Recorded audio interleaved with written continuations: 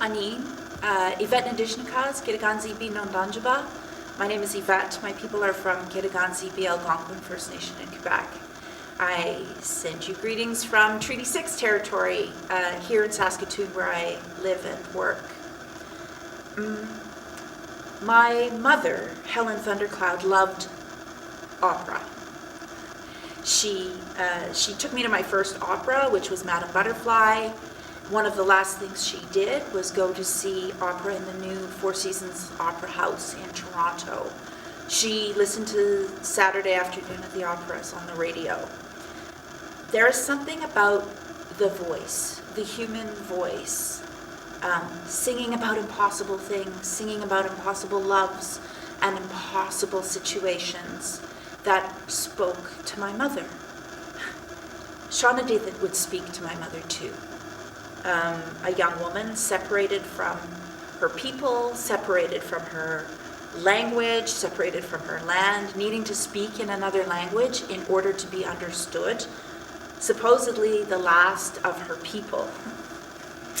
I was intrigued when Dean asked me to work with him on the opera, but I was also somewhat apprehensive. I didn't want to put words into her mouth, which of course is exactly what I was being asked to do, to put words into her mouth. As a playwright, it's my job to put words into characters' mouths. I do it all the time, but it's a big responsibility, and in this case it was an even bigger responsibility because Shanawdithit lived.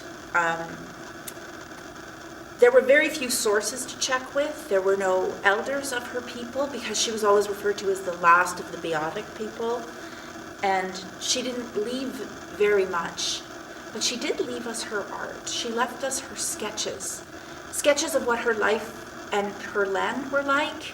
And so I thought to invite other artists into the process, into the project, to respond to her art, and in that way to start a dialogue between the past and the present.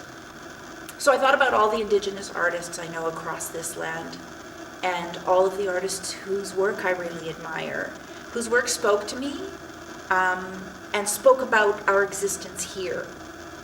So we invited choreographer Michelle Olson and choreographer-dancer Aria Evans, and visual artists Jordan Bennett and Jerry Evans, Laurie Blondo, Megan Mousseau, to each respond to one or two or some of the sketches of Shanawdithit.